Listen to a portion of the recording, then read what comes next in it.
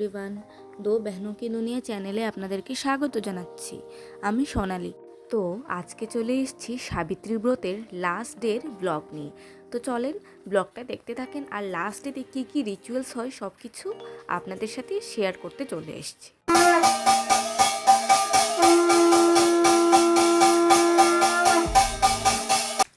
তো এইখানে উপাসনা শুরু হয়ে গিয়েছিল, আর আমি অঞ্জলি নিয়ে বসে পড়লাম উপাসনা করতে।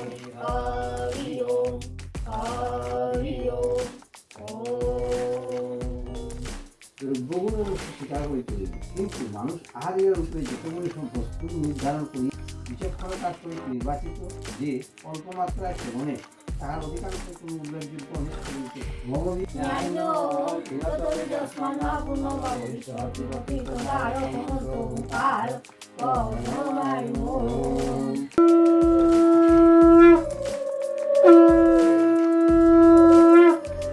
এইখানে উপাসনা শেষ হয়ে গেল, আর মা প্রত্যেক দিনের মতোই অঞ্জলি দিয়ে উপাসনা শেষ করলেন।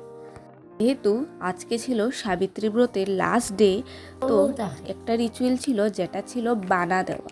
তো চলেন বানা কি করে হয় দেখা যাক।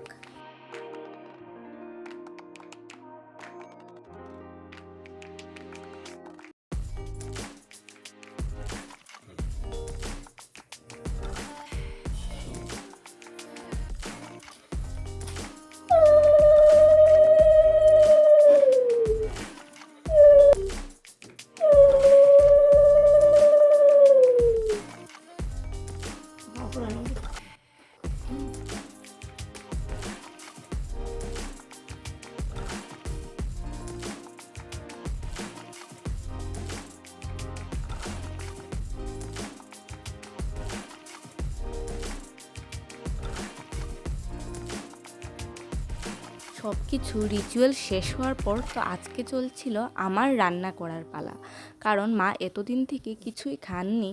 তো ভাবলাম আমিই রান্না করে খাওয়াই। চলেন কি রান্না করলাম দেখা যাক। তার জন্য আজকে রান্না করলাম মোচা আর আলু দিয়ে একটা সিম্পল তরকারি।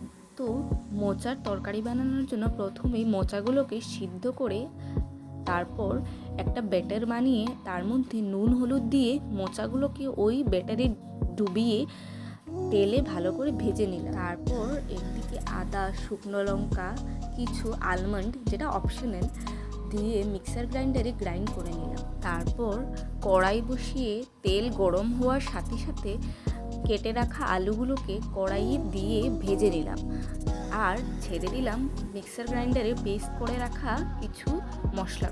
অল্প মাখো মাখো হয়ে আসতেই তার মধ্যে টেস্ট এনহ্যান্স করবার জন্য কিছু বাটার দিয়ে তরকারিটা নামিয়ে নিলাম। দেখা যাক সবাই খেয়ে কি রিভিউ দেয়। কিরকম হলো? খুব ভালো হয়েছে। খুব ভালো হয়েছে লিখি।